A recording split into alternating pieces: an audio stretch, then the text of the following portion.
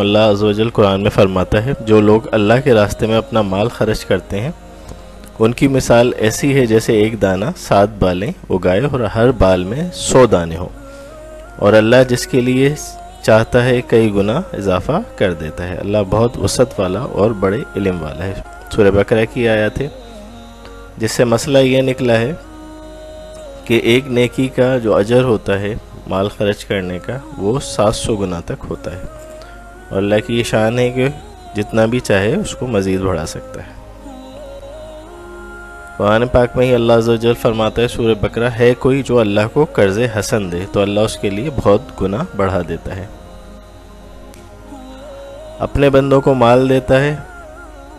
پھر کہتا ہے میرے بندوں پہ اس میں سے کچھ لگا دو، کیونکہ مخلوق اللہ عز و جل کے کنبے کے طور پہ دیکھی جاتی ہے، اور جو کوئی اس کی مخلوق پہ خرچ کرتا ہے وہ اللہ تعالیٰ